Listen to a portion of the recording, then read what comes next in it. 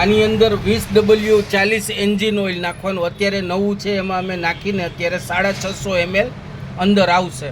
અહીંયા સુધી મોઢા સુધી ભરવાનું, અહીંયા મોઢા સુધી ભરવાનું, બરાબર.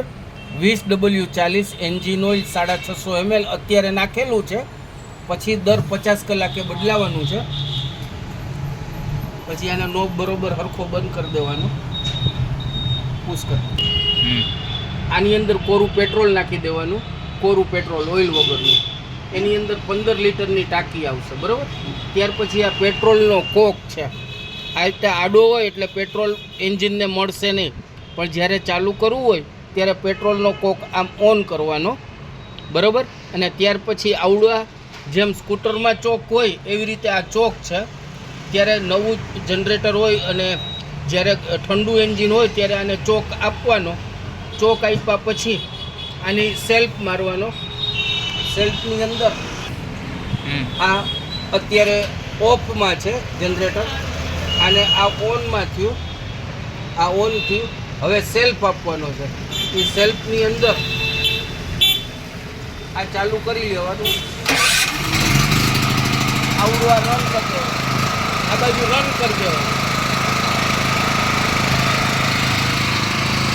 અહીંયા આગળ લાઇટ આવી ગઈ છે, પાવર આવી ગયો છે.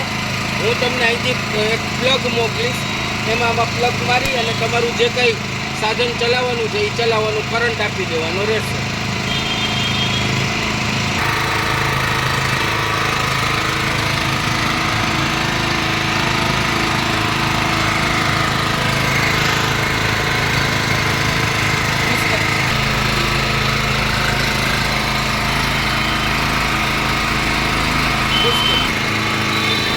અત્યારે આ પાવર ઓફ છે, જનરેટર ચાલુ છે, પાવર ઓફ છે. પાવર ચાલુ કરવો એટલે આને ઓન કરી દેવાનું, અહીંથી છેડા આપી દેવાનું. હવે આપણે જનરેટર બંધ કરવું હોય ત્યારે આ પેટ્રોલનો કોક જે છે એ આડો કરી દેવાનો. 3 મિનિટ ચાલુ રહેશે એટલે પેટ્રોલ ખલાસ થઈને બંધ થઈ જશે જનરેટર.